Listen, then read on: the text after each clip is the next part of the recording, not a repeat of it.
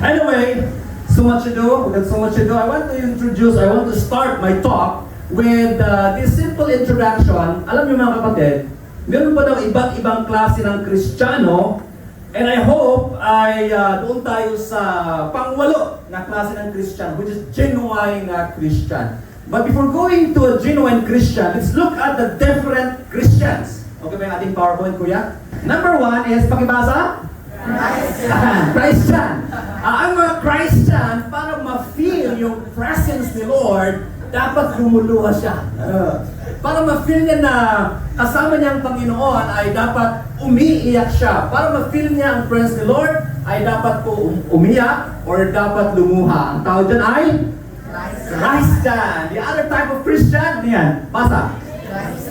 Christian. Ito yung klase ng Kristiyano na lahat na lang kinaiinisan. Naiinis kay brother, naiinis kay sister, naiinis kay pastor, pati sa kortina ng church, naiinis. Lahat na lang kinaiinisan. Ang tawag ko dyan ay? May kilala kayong ganyan? The good thing, wala po dito yan. Next is, ano yan? Christian. Ito yung Kristiyano na, pero how to say? Nag-ano pa? Nagpupulot kutsinta. Ayan, Christian. Ang sabi ng friend ko, pag gusto mong magmura, mag-ABC ka na lang. A, B, C. Ang problema, baka sumagot yung kapitbahay, AFT. At least hindi ka nagmura. Ang tawag dyan ay? Christian. Other type of Christian? A Christianano, that's very familiar. Ang Christianano, ang tagal na simbahan, 10 years na, 20 years pa, pero nagiging paniki. Pag sinabi ni Pastor John, sister, pwede bang mag-pray ka? Ba't ako? Naging paniki siya. Ang tagal simbahan, ayaw pong mag-serve at ayaw pong mag-commit sa gawain ng church. Ang tawag dyan ay? Mga pansot or mga Christiananong Kristiyano. What's that? Christian. Itong Christian na to, ito yung pupunta ng church pero walang ginawa kundi umupo. Magsisimula ang pagsamba, uupo lang siya at tatayo lang yan pag uwian na. At hindi siya nag-i-involve sa gawain. Christian is also considered to be mga taga-butas ng upuan. Ayan. At meron silang favorite spot sa loob ng simbahan. Pag inupuan mo yung kanyang chairs, magalit na sa'yo kasi sa kanya daw yun. Aba, pag may-ari palang upuan na yun. Ang tawag dyan ay chairs. Next, ano yan? Ang Christian, typically, ito po ay para sa mga kabataan. Inspired kay crush, hindi kay Christ, ano? Pumupunta sa church, hindi para kay Kristo, kundi para kay Christy, o para kay Christian ang pangalan ng guy. At ang mga Christian ay maraming alam na pick-up lines. Sabi niya, letters begin with ABC, numbers begin with 1, 2, 3, love begins between you and me. Yan ang kailang mga atake. At ginagawa pang Christianize yung mga pick-up lines nila. Ang sabi nila, sana Book of Acts ako at Corinthians ka para may romance sa pagitan nating dalawa. Biblical na naman. So yan po daw yung mga Christian. The other type of Christian is that ito yung tinatawag na Christiana. The word Christiana is that ito yung doble cara. Ito yung klase ng Kristiyano na dalawang personality. Christian sa linggo, pero pag uwi ng bahay, naging tiyanak na. In other words, yung pong ugali ay hindi mala-Kristo, kundi malamundo or hindi po kanais-nais sa ating pong Panginoon. The other kind of Christian is that, ano yan? Basa na po natin? Christian. So ang mga Christian, ito yung pumupunta sa Jesus Cares, Jesus Center, kung may lunch fellowship, kung may birthday, kung may anniversary, kung may kainan. Napunta ng church dahil may pagkain. Ang tawag ko dyan ay Christian. By the way, pag ako po ay nagsasabi ng medyo hurtful, please don't be offended kasi hindi ikaw ang pinapatamaan ko. Ang pinapatamaan ko ay hindi ikaw, kundi yung katabi mo. Kaya Kaya safe na safe kayo sa akin, okay? Hindi ka ang pinapatamaan ko. Sino? Yung katabi mo. So we are safe. We are safe. Yan yung pangalawang Christian, yung panghuli. Ang tawag dyan ay? Ayan. Tignan na po yung mga mukha niya pang dadaan. Yan, mga genuine Christian. So let me define who a Christian is. Pag sinabing Kristiyano, ito ba isang taong binago ng Diyos, okay? At patuloy na binabago ng Diyos. So a Christian is a person na binago ng Diyos at patuloy na binabago ng Diyos. So if I would ask you, are you a Christian? And you answer yes, the next question is, ano ang binago ng Diyos sa'yo? If there's one thing na binago ng Lord sa inyo, ano po yun? Kasi po, pag walang binago ang Panginoon sa atin, and we claim to be a Christian, baka assuming Christian lang tayo. At hindi talaga genuine Christian.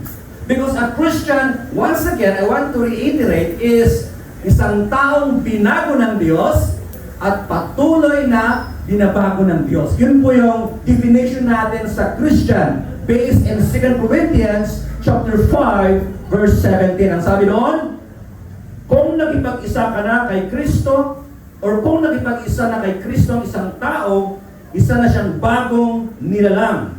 Wala nang dati niyang pagkatao, sa halip na palitan na ng bago. Anong sabi sa English, mga kapatid?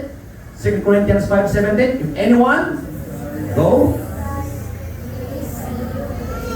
The old has gone, and the new has come. So that is a genuine Christian. Tanong, are you a genuine Christian?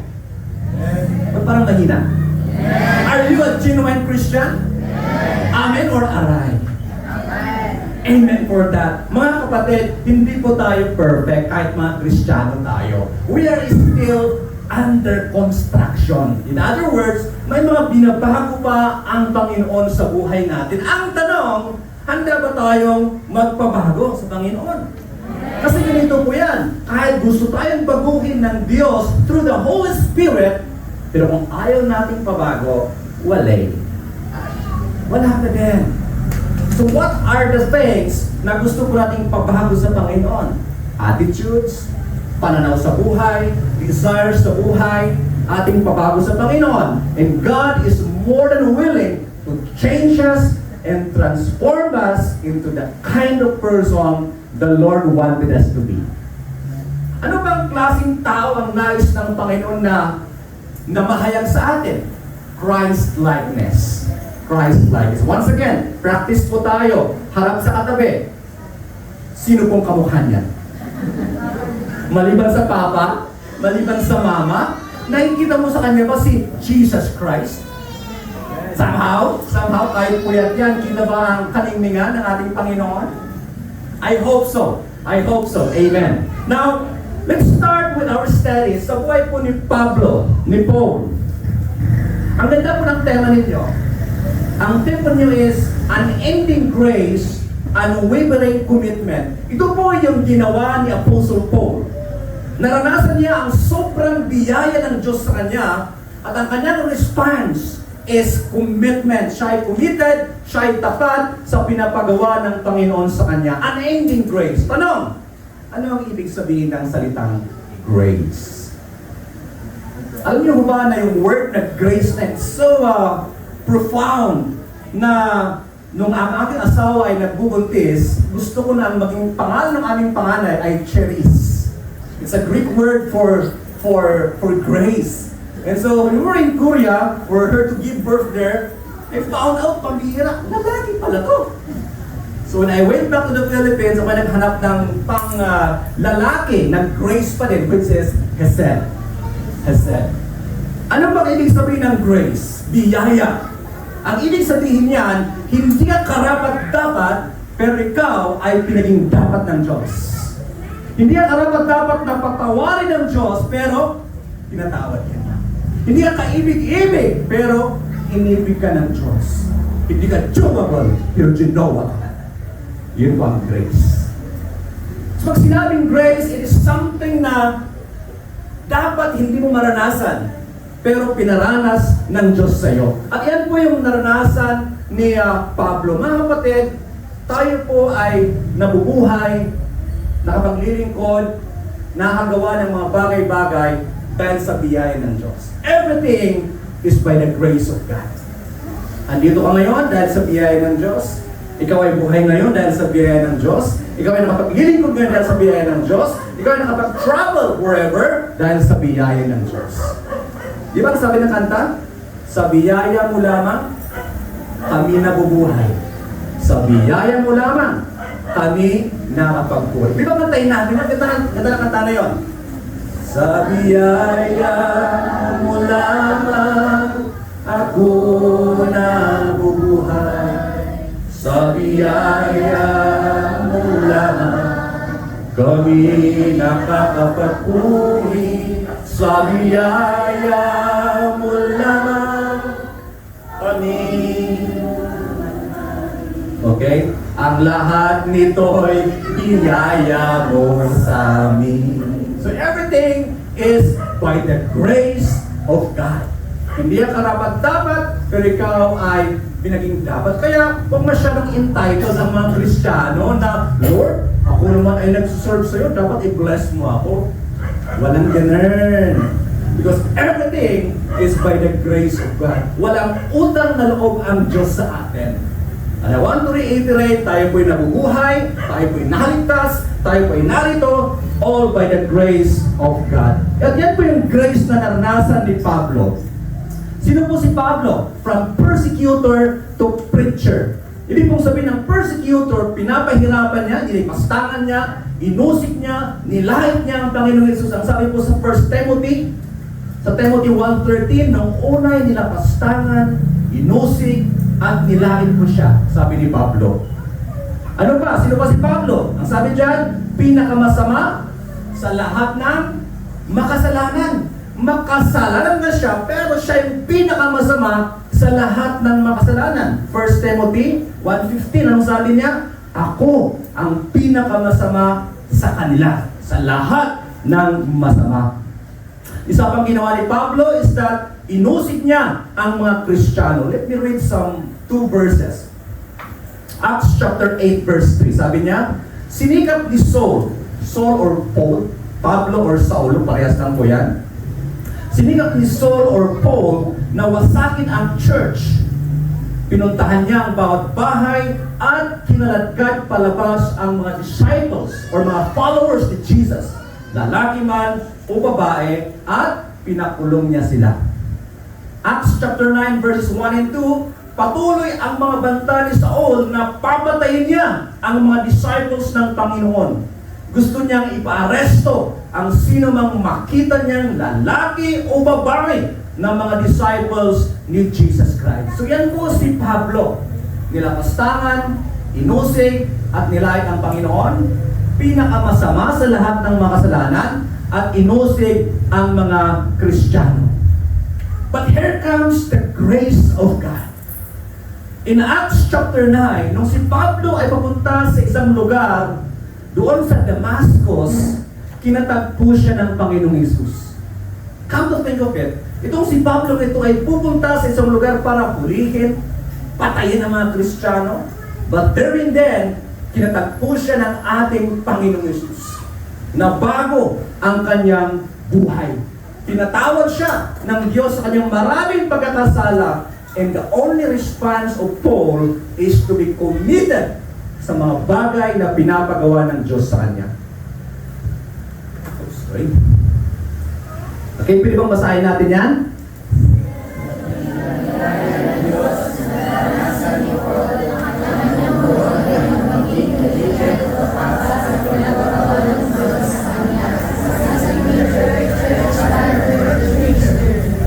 Forgive me, but let me repeat that. Sabi niya, sa dakilang biyaya ng Diyos na naranasan ni Paul, siya ay persecutor, binago ng Panginoon, siya naging preacher, church planter, and church leader. Ang kanyang tugon, ang pwedeng i-response ni Pablo sa dakilang biyaya ng Diyos sa kanya ay maging committed or maging tapat sa pinapagawa ng Diyos sa kanya bilang preacher, nangangaral ng Word of God, church planter, nagpapioneer ng mga simbahan, at bilang leader ng iglesia. Question, mga kapatid. Katulad ba natin si Pablo din? Tingin niyo. Katulad ba natin si Pablo na siya ay masama? Na siya ay persecutor? Actually, we are worse than Paul. Sino tayo? We are sinner who became sent. Basahin po natin ang Romans 5:8. Go!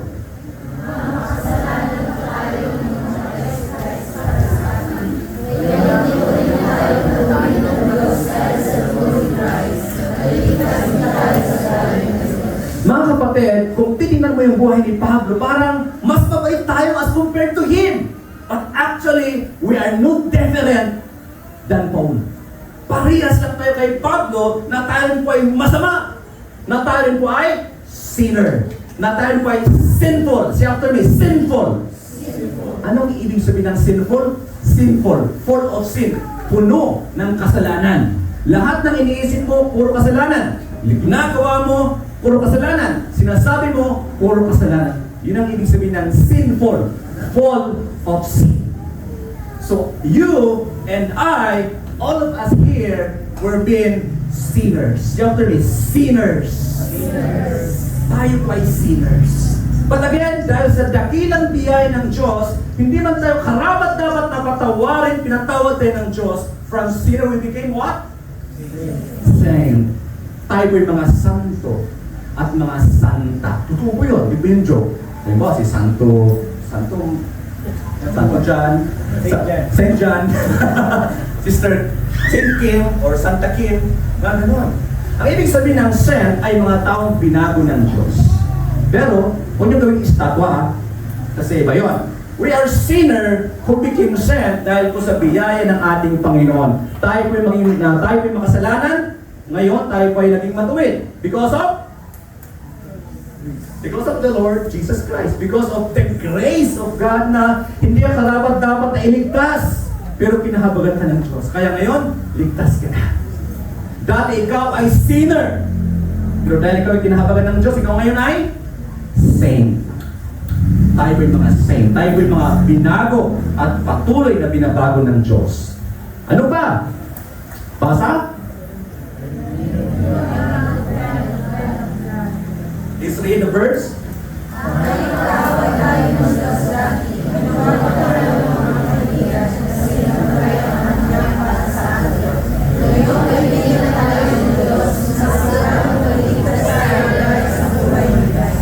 Question, mga kapatid. Naranasan niyo ba na magkaroon ng kaaway? Kaaway mo yung kapitbahay niyo. Kaaway mo yung jowa mo. Kaaway mo yung magulang mo. Kaaway mo yung churchmate mo. Anong pakiramdam ng may kaaway? Of course, you know how it feels to have an enemy or to be an enemy of someone. Hindi komportable. Hindi ka mapakali. Baka masalmo sa daan. Just na, about face ka na pag nakita mo siya. How much more pag ikaw ay kaaway ng Diyos? How much more pag ang Diyos mismo ang kaaway mo? Yung tao na kaaway mo, hindi ka na komportable. Much more pag Diyos ang kaaway mo. That's our real condition way back then. We are enemy of God. Pero dahil tayo pinahabagan ng Diyos, tayo pinatawad niya, tayo ngayon ay friend of God. I am a friend of God. Oh, di ba? Kami kanta na yun. We are a friend of God. So let's declare, right hand over our heart and say, I am a friend of God. I am a friend of God. Do you mean that? Yes. Pwede isipin yung ating lunch. Okay, once again. I am a friend of God. I am a friend of God. Okay, tapikin mo yung katabi mo pag inaantok na kasan mo. Sabihin mo sa kanya, you are a friend of God. You are a friend of God. So mga kapatid, that's our real state. An enemy of God, kaaway ng Diyos. Pero dahil kay Jesus, ikaw ngayon ay kaibigan ng Diyos. Hindi lang yun. Ikaw ay son and daughter of God. Can we declare that? Anak ako ng Diyos. One more time. Anak ako ng Diyos. At paano nangyari na ikaw ay anak ng Diyos? Again, dahil po sa dakilang biyaya ng Diyos. Kaya sabi ko sa inyo, everything is by the grace of God. Everything is by the grace of God. Romans 5:8, kaaway tayo ng Diyos. Ngayon, kaibigan na tayo ng Diyos. Other thing, sino tayo? Under God's anger to under God's grace. Pakibasa pang Romans 5:9.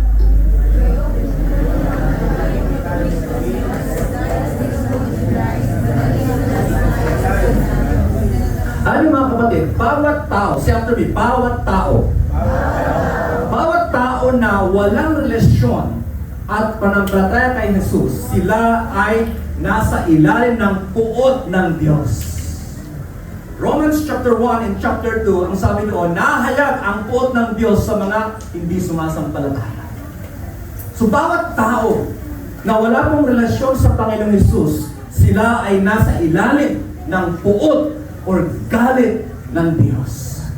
At ganoon tayo dati mga kapatid. Tayo po'y nasa ilalim ng galit ng Diyos. Galit ang Diyos sa atin dahil tayo makasalanan at tayo nabubuhay ng laban sa Kanya. But again, here comes the grace. Dahil kay Jesus at sa Kanyang biyaya, from being under God's grace, we are now under God's anger now, we are under God's grace. Grace, again mga kapatid, hindi mo deserve, pero ibibigay ng Lord sa'yo. That's grace. I want to reiterate, we don't deserve anything, mga kapatid. So don't be entitled na, Lord, deserve ko naman yun ah. No! You don't deserve anything. It's all by the grace of God. Ako po dito ay tumatayo dahil po sa biyaya ng Panginoon. Pag ako po ay nagta-travel, I always say, I don't deserve this, but thank you for your grace, Lord. Pag tayo pinaimbitahan na mag-speak sa government or saan man, I always say, thank you, Lord, for your grace. Not because I am a doctor, not because I have education attainment, but because of the grace of God. Education is something, but grace is everything. In other words, may tulong din naman ikaw si Dr. Mascay. Pero lahat po yan ay dahil sa biyaya ng Diyos. Kaya ayaw kong kumuha ng isa pang doctorate kasi ang pangit pag-doktor eh. Kaya tama na yung isang doktor, okay na yan. So again, sino tayo? Tayo po ay from sinner to saint, from enemy of God to friend of God, from under God's anger to under God's grace. Ano ba yun? Basa! Once again. By grace ang lahat, maging committed ang response. Sa isa o dalawa na hindi pa naiintindihan yung grace, tayo po'y ng buhay dahil sa biyaya ng Diyos. Tayo narito dahil sa biyaya ng Diyos. Lahat ng ating ginagawa dahil sa biyaya ng Diyos. And because of that, ang ating response ay maging committed sa mga bagay na pinapagawa ng Diyos sa atin. Basahin po natin ang Book of Psalms. Basa please.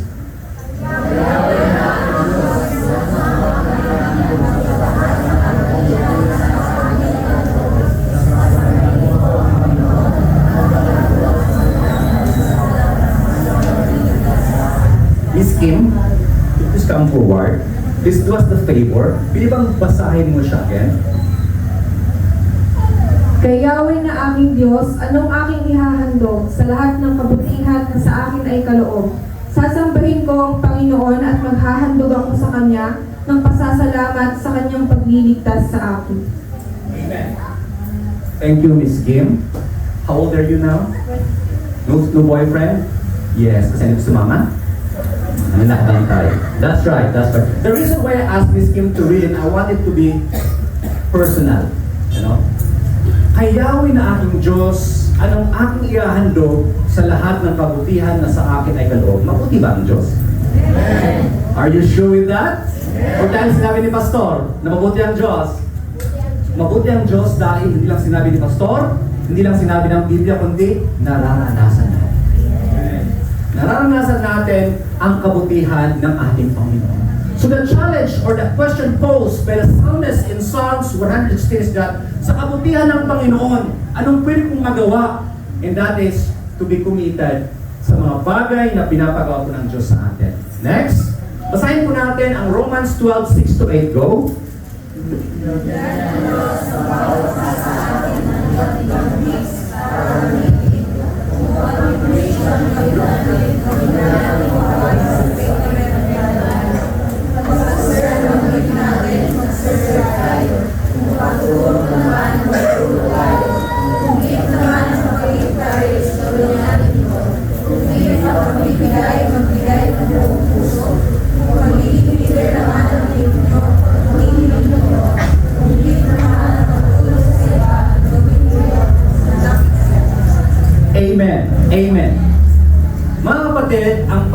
isa po sa atin na narito ay may tinatawag na spiritual gift. Meron kang kaloob mula sa Panginoon na gagamitin mo sa paglilingkod sa Kanya. Okay? Sino po sa atin dito ang gifted sa pag-preach? Raise your hands. Pag-preach or pagtuturo, anyone? Okay, wala. Sister, ang sabi ng Word of God, sister, pag-preach ang gift mo, gawin mo yan ayon sa faith na meron ka. Okay?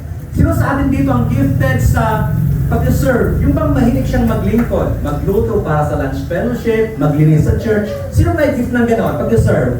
Alright, thank you sister. Anong sabi ng Word of God? Kung pag-serve ang faith mo, mag-serve tayo. Ay tinatamad, mag-serve pa rin tayo. That's your gift. Sino mo sa atin dito ang gifted sa pagtuturo? Pagturo sa mga bata, hindi yung pagturo na, o ikaw dyan, ikaw dito, hindi yun ha? Teaching. Sino mo sa atin dito ang gifted sa pagtuturo sa mga bata or sa mga adults? Sister, ikaw na lahat ha? Nasa iyo na ang lahat. Okay, so yan, marami po ano. So anong sabi ng Word of God? Kung pagtuturo naman, magturo tayo. Okay, magturo tayo. Kung gift naman ng pag-encourage, ito yung klase ng Christian na their gift is encouragement through their presence, to their piece of advice and words of wisdom, ay na-encourage ang isang tao. If your gift is encouragement, then please do it. Sino man dito ang gift ng sa pagbibigay? At lahat ay tumahimik. Meron pang isa. Okay. Sister, ang sabi ng Word of God, kung gift ang pagbibigay, magbigay ng buong puso. Kaya sister, ibigay mo na. Ang sabi ni Dr. Arman Cano, ibigay mo na. Kung maging leader naman ang gift nyo, sino ba yung mga leaders natin? Raise your hands. Asan yung mga leaders ng GTC? Okay, huwag kayo mahiya. Ang sabi ng Word of God, kung paging leader naman ang gift nyo, pagbutihin nyo to. Mga kapatid, pagbutihin, hindi bote ang hawak. Pagbutihin. Hindi pagbutihin, ha? Baka may mga laseng ko dyan, no? By the way, speaking of pag-iinom, I have to admit, kailangan ni Pastor Jan to pero umiinom ako ng beer. Wala mo yun, ha? Pero isang brand lang. Beer brand. So, just want to clarify, umiinom ako pero beer lang. Anong brand? Beer brand. Okay, beer brand. Safe na safe tayo. Diyan pa ba kayo? Are we learning? Okay, sana pag uwi natin dito, Word of God ang marating sa mind natin, hindi yung beer brand, ha? So ano yung gagawin natin ngayon na na-experience natin at na-experience natin dakilang biyaya ng Diyos? By grace ang lahat, maging committed ang response. Number 2, I want to clarify this. Hindi kailangan ng Diyos ang ating paglilingkod, mga kapatid. Hindi mo kailangan ng Diyos ang ating paglilingkod. Kung bakit po tayo naglilingkod, sapagkat yan po ang tugon natin sa Kanya, sa Kanyang kabutihan, pagmamahal sa atin. Kailangan ba ng Diyos ang ating panalangin? Yes po, hindi niya kailangan ng ating panalangin. Kailangan ba ng Diyos ang ating pagsamba sa Kanya? Sorry to say, hindi kailangan ng Diyos ang ating pagsamba. Walang kailangan ang Diyos sa atin. Tayo ang may kailangan sa Diyos. Sapagkat kung may kailangan ng Diyos sa atin, therefore, hindi siya Diyos. Tandaan po natin ang Genesis chapter 1 verse 1. Bago likhain ng Diyos ang tao, ang sabi sa Genesis 1:1, in the beginning, God. In the beginning, God. Wala pang tao, andun na ang Diyos. Walang kailangan ang Diyos sa tao. Nagpipray tayo, nagbabasa tayo ng Bible, tayo po nag-worship at nag-serve because we need God. And that's our response to the goodness of God, ang maglingkod sa ating pong Panginoon. Next, basa. Committed, hindi umiitin. Anong ibig sabihin yan? Go pa rin ng go sa paglilingkod kay Lord sa kabila ng mga challenges at problema sa buhay at ministry. Question, madali bang maglingkod sa Panginoon? Yes or no? If your answer is madali, yes, sorry to say, hindi ka pa talaga nagpaglilingkod. I've been in the ministry for the past 20 years and I have to admit before you mga kapatid, many times in my life, I want to stop pastoring. Especially ngayon na aking mga anak ay magka-college na. We need more money as pastors. Sabi ng panganay ko, Dad, I want to attend Lasal Ako talaga yung napadasal. Kinyasay! Sabi ko sa wife ko, sabi ko, Han, gusto niyang lasal. Ang maganda sa mga babae, they are so optimistic, sabi niya, Han, magagawa ng paraan. Buti lang yung isang anak namin, ang pinili niya, medyo mahal pa rin naman ng school, pero not unlike lasal na ikaw talaga mapapadasal sa mahal ng tuition fee. So mga kapatid, challenging pa ang paglilingkod. Hindi po siya bed of roses. It is roses with thorns. Subalit dahil sa biyaya ng Panginoon, maging committed tayo sa paglilingkod na sa kabila ng mga challenges, nag-away kayo ng asawa mo, pinatukan ng refrigerator, serve pa rin sa Panginoon. Serve pa rin, no? Sunday morning, ikaw ang praise and worship leader, nag-away kayo ng kapatid mo or nung asawa mo, kayo ka pa din. Hindi yung pretension, it's just being committed sa pinapagawa ng Panginoon sa atin. Ang mga Kristiyano minsan, pag sila nakaranas ng challenges, Lord, magpapahinga muna ako. Yung pagpapahinga, nag-rest in peace na talaga. Hindi na nakabalik. Kaya be careful with the word na magpapahinga muna. No! Committed tayo mga kapatid, hindi committed ang pasensya. Anong sabi ng manginginom? Susuka, pero hindi? Ganun din sa ating mga Kristiyano. No. Walang manginom dito ha. Sa atin ng mga Kristiyano, ganun din tayo. Tayo ay sumusuka na sa mga challenges, ng problema sa buhay at ministry, pero go pa rin tayo. Go pa rin tayo. Ang committed ay hindi sumusuko, ang sumusuko ay hindi committed. Let me repeat that. Ang committed ay hindi sumusuko, ang sumusuko ay hindi committed. Kapag tayo pa ay kinokorek, kinikriticize, tanggapin at magpatuloy pa rin sa ministry. If you want to be the best that you will be, accept criticism and comments. Huwag masyadong balat sibuyas or pusong mamon na madaling masaktan. Magpakorek ka. Alam niyo mga kapatid, pag ako nag-speak sa government, meron kong kasama sa likod na ginadjot down niya ano yung mga dapat kong i-improve. When I was in Baguio, preaching or sharing before the Baguio Water District, ang sabi ng friend ko after I talk, Doc, you used all right 35 times. Kinokorek kami. If you want to be the best that you could be, accept comment and criticism. Amen? Aray. Amen. Amen. Be the best that we can be. So tanggapin po natin ang correction, ang criticism, all for the glory of God. Hindi magtatampo, no? Hindi magagalit, hindi magtatanim ng sama ng loob pag kino-correct or tinatama ni pastor. Hindi mag-post sa Facebook na may mga pastor talaga dyan. Walang ganoon, di ba? Buti lang wala sa church yung ganoon. Nasa kabilang church. Wala sa cluster, nasa cluster 6. So same kayo dito. At hindi makitin ang pasensya. Alam niyo mga kapatid, ang ating Diyos, napakabait sa atin eh. Hindi siya agad pumapalo or nang-didisiplina. Dapat ganun din po tayo. Extend patience. Doon sa mga kinaiinisan mo na. Pag naiinis ka sa kanya, yakapin mo lang, sabihin mo, God bless you. Pag naiinis ka na sa kanya, yakapin mo siya. So committed, hindi committed. Go pa rin sa paglilingkod kay Lord sa kabila ng mga challenge sa buhay at ministry. Andiyan na ba kayo? Tuloy natin? Alright, ano pa? Basa.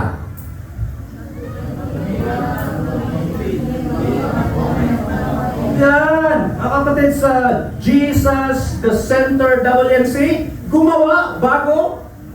One more time. Gumawa bago. Ayun, mag-complement di poro.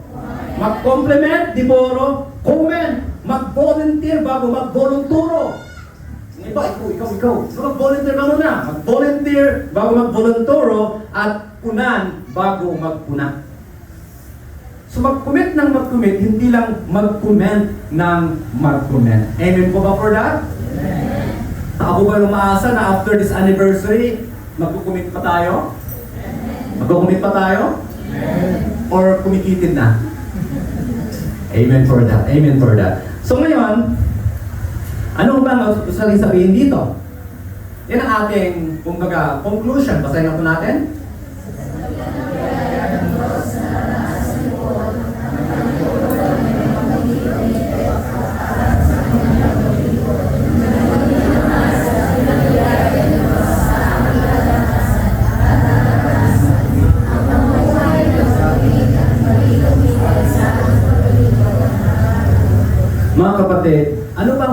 itutugon sa dakilang biyaya ng Diyos? Una, mamuhay ng matuwid. As simple as this, kung alam mong mali, huwag mo nang gawin. Kung alam mong kasalanan, huwag mo nang gawin. Huwag mong ipagpipray. For sure, hindi kalooban ni Lord yan. Okay? Huwag mong sabihin na maiintindihan ng Diyos ang pagkakasala mo. No, hindi niya maiintindihan. God will not condone. God will not tolerate sin. May repercussion or consequence. Kaya nga, di ba? Pinalaya sa Eden si Adan at si Eva dahil sa kailang pagkakasala.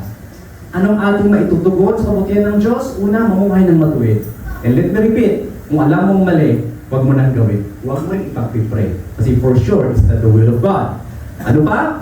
Tayo po ay maging committed. Ano man po ang ministry na meron kayo ngayon, galingan natin. Ibigay natin yung best natin. And if you are faithful with little things, God will give you more. Bago tayo maghangad ng mas malawak na ministry, mahalin muna natin ang gawain or ministeryo na ating ginagawa ngayon. Because the principle of the Bible is, if you are faithful with little things, God will give you more. Ano pa? Basa?